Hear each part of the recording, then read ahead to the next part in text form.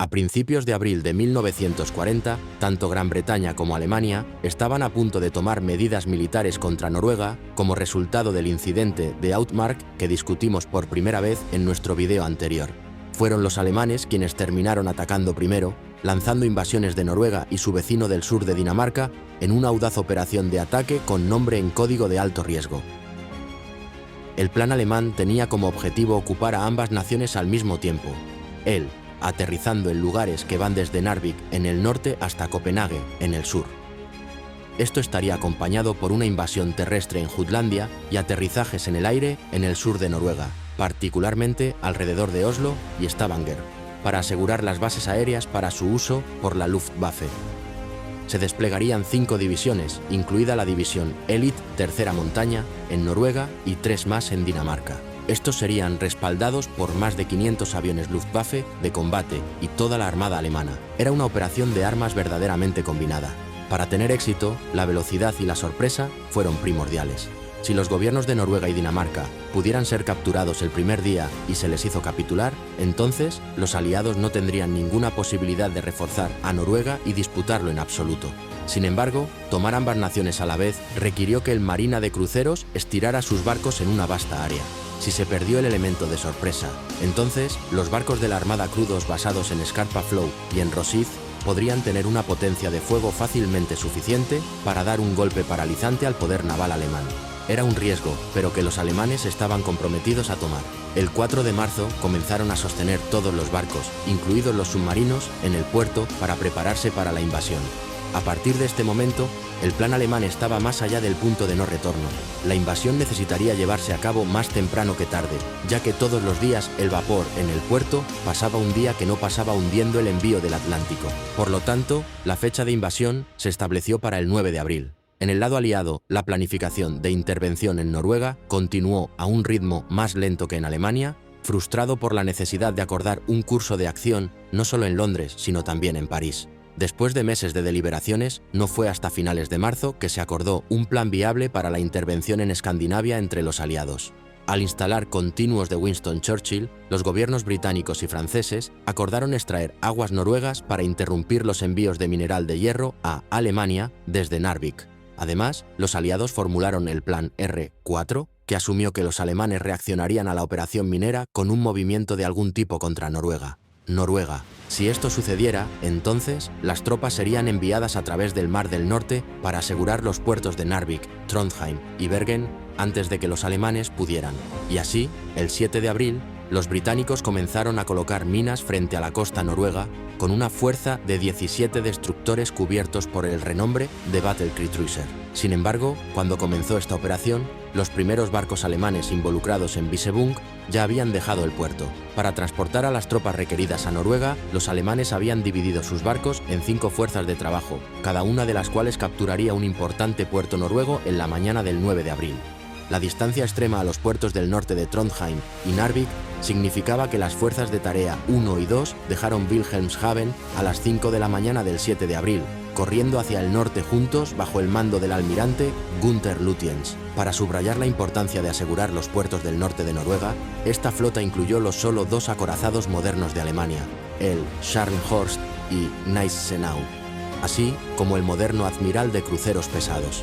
Estos 3 barcos fueron para escoltar 14 destructores llenos de 3.700 tropas a sus destinos y luego regresar a Alemania a partir de entonces. De hecho, el jefe del Marina del crucero, Erich Raeder, estaba ansioso porque todos sus barcos regresen a Alemania lo antes posible, preocupado por la enorme superioridad en el mar que tenía la Royal Navy. Raeder tenía razón al estar preocupado. Frente a Alemania durante Vissebung estaba la fuerza central de la armada más poderosa de la Tierra. En Scarpa Flow estaba la flota casera, construida alrededor de los barcos de la capital, Rodney, Valiant y Repulse, y comandada por el almirante Sir Charles Forbes. Además, los británicos tenían 3 escuadrones de cruceros activos en el Mar del Norte, la fuerza de renombre en Noruega y barcos adicionales en el río Clyde, programado para ayudar en el Plan R4. Evitar la detección de los británicos durante el mayor tiempo posible sería crítico para el éxito de las expediciones a los puertos del norte de Noruega. Lamentablemente para los alemanes, en cuestión de horas golpeó el desastre. Poco antes de las 9 de la mañana, un avión de reconocimiento británico vio la flota y transmitió su posición al almirantazgo. A las 15:30, un grupo de 12 bombarderos de Bristol Blenheim siguieron este avistamiento con un ataque, lo que no hizo daño, pero dejó en claro que los británicos sabían que los alemanes estaban en el mar. A pesar de esto, el almirantazgo reaccionó lentamente.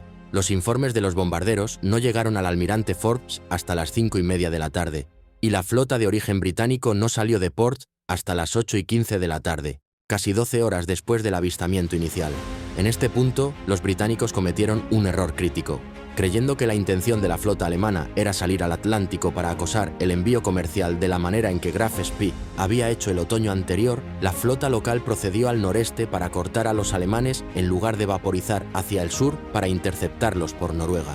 Este juicio fue extraño considerando que el reconocimiento había demostrado que los destructores estaban entre la flota alemana, barcos que no tenían nada como el combustible necesario para mantener una ruptura en el Atlántico. La posibilidad de que estos barcos puedan participar en una invasión de Noruega, especialmente una tan al norte como Narvik y Trondheim, parece haber sido descartado en esta etapa. La superioridad naval británica fue, seguramente, demasiado grande para que se intentara tal movimiento. Este error, al leer las intenciones de los alemanes, se agravó cuando el almirantazgo desplegó todas sus otras fuerzas de acuerdo con la misma suposición. Se ordenó a los escuadrones de crucero 2 y 18, se ordenó que tomaran la posición en el medio del Mar del Norte, mientras que la aeronave Glorious y Battleship Warspite se le ordenó unirse a la flota local de Forbes, navegando hacia el norte desde el río Clyde. Lo más significativo, el plan R4 se abandonó inmediatamente, precisamente cuando hubiera sido de mayor uso.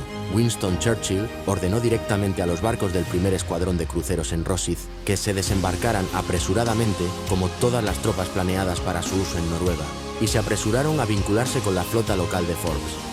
Esta orden arrojó una oportunidad de oro para llevar tropas a puertos estratégicos en Noruega antes de que los alemanes pudieran. La suposición errónea de que los alemanes estaban intentando una toma de decisiones británicas paralizadas durante este periodo crucial. Mientras los británicos perseguían sombras, las flotas de invasión alemana se dirigieron hacia sus destinos. En las primeras horas, el gusano británico del destructor, unido a un escuadrón de renombre, tropezó con la fuerza de tarea 2 y se encontró cara a cara con el almirante Hipper. Desesperadamente superado e incapaz de escapar, Glowworm informó la posición de Hipper y luego embistió el crucero pesado de 18.000 toneladas, cortando 100 pies de la armadura de Hipper y haciéndose volar y faltar. El capitán de Glowworm, el teniente comandante Gerard Broadmead Rupp, pasaría absurdo a Cruz Victoria por su galantería de la compañía, y todo el barco al enfrentarse a Hipia. El informe de Glowworm sobre la posición del almirante Hippa se confirmó más tarde ese día, cuando un hidroavión vio el crucero y sus destructores en el oeste, cerca de Trondheim. El almirante Forbes, sin darse cuenta de que estos barcos simplemente se dirigían sin rumbo y esperaban órdenes de ingresar a Trondheim, tomó su curso como una indicación adicional de que estaban tratando de salir al Atlántico, un curso alterado más lejos de Noruega para cortarlos. El camino a Trondheim se dejó claro, y temprano a la mañana siguiente, el puerto se tomaría sin que se disparara. En el extremo norte, Narvik también se encontró sin vigilancia por los británicos, ya que el almirante trasero, William Whitworth, al mando de renombre, se alaba hacia el oeste. Después de haber recibido informes de que los barcos vistos por lombrices de brillo más temprano en el día eran solo parte de la flota alemana y que más podría dirigirse hacia su camino, se mudó a Intercept. A medida que el clima se deterioró una vez más en la noche del 8 de abril, Whitworth continuó moviéndose hacia el oeste. También convenció de que un intento de ruptura en el Atlántico estaba en marcha. Cuando Whitworth giró su escuadrón en las primeras horas del 9 de abril, ya era demasiado tarde. 10 destructores alemanes ya habían comenzado su enfoque a Narvik. Cuando los barcos alemanes se acercaron al puerto, fueron desafiados por 2 barcos de patrulla noruega envejecidos y sin desesperación, el Norge y Eidsvold. Cuando los barcos noruegos se negaron a rendirse, los alemanes lanzaron torpedos. De 184 hombres a bordo de Eidsvold, solo 8 sobrevivieron. Al amanecer del 9 de abril, Narvik estaba en manos alemanas y la invasión de Noruega estaba bien y verdaderamente en marcha.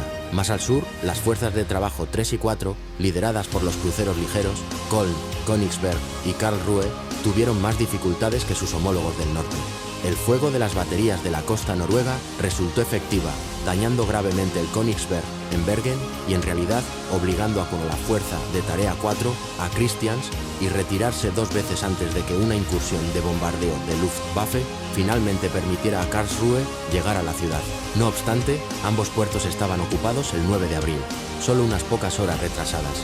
Más buenas noticias para los alemanes vinieron del aeródromo de Soller, cerca de Stavanger, que fue capturada por tropas alemanas en el aire en la primera operación de su tipo en cualquier parte del mundo. Como el aeródromo más grande de Noruega, Soller prácticamente aseguraría la superioridad de la Luftwaffe sobre Noruega mientras permaneciera en manos alemanas. Esto acaba de dejar Oslo, que se suponía que la fuerza de Tarea 5 capturaba antes del amanecer. Esto no sucedió después de que el barco principal del grupo, el nuevo crucero pesado Bluka, fue hundido por shellfire y torpedos de la fortaleza naval de Oscarsborg dentro de Oslofjord. En lugar de llegar antes del amanecer y capturar al gobierno noruego, los alemanes se vieron obligados a aterrizar a sus tropas a casi 50 millas al sur de la capital. Cuando llegaron por la tarde, Oslo estaba desierto. Con la familia real y el gobierno de Norwegian Royal se retiraron tierra adentro, junto con las reservas de oro del país. Fue un escape estrecho y un retroceso sustancial para la operación visible. Aún así, a fines del 9 de abril, los alemanes controlaban todos los principales puertos y aeródromos de Noruega y habían capitulado con éxito a Dinamarca en una conquista que tardó solo 3 horas en completarse. Para Erik Raeder y el Kriegsmarine, su participación había terminado, pero el peligro no. Todos los barcos desplegados en Noruega todavía tenían que regresar a Alemania ilesos. Para algunos, como el Gneisenau y Scharnhorst, esto se logró sin más incidentes, pero otros se encontraron inmediatamente en problemas. El 9 de abril, el crucero Karlsruhe fue torpedeado y hundido mientras dejaba a Kristiansand, y Königsberg fue golpeado y hundido por 5 bombas de 100 libras mientras dejaba a Bergen. 2 días después, el acorazado de bolsillo Lüssow fue dañado tan severamente por otro torpedo británico que tuvo que ser remolcado de regreso a Alemania. En Narvik, las cosas no eran mejores para los alemanes. El 10 de abril, la Royal Navy contrarrestó con 5 destructores dirigidos por el capitán Bernard Warburton Lee. Tomando a sus oponentes por sorpresa, los británicos sostuvieron brevemente la superioridad numérica, confrontada por solo 2 destructores alemanes. Ambos fueron hundidos en rápida sucesión, incluido el barco del comandante alemán, el capitán Friedrich Bonfer, quien cayó con su barco. Al explotar el uso de su éxito, los destructores británicos cambiaron su fuego contra los barcos de suministro alemanes anclados en Narvik, destruyendo gran parte del equipo que necesita las tropas alemanas en tierra. En poco tiempo, los destructores de Warburton Lee fueron contrarrestados por los otros 8 destructores alemanes situados alrededor de Narvik, y sus barcos hicieron una retirada de combate hacia el oeste. 2 destructores británicos fueron hundidos en la batalla que siguió, incluido el insignia de Warburton Lee, hiriendo mortalmente al comandante británico.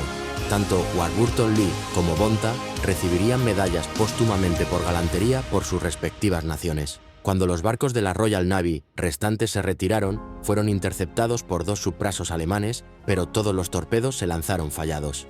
De hecho, a lo largo de la campaña noruega, los submarinos de Alemania demostraron ser notablemente ineficaces debido al sistema de detonadores magnéticos que emplearon sus torpedos. En latitudes más altas, estas continuamente no se apagaban cuando sea necesario. Los británicos escaparon y no se fueron por mucho tiempo.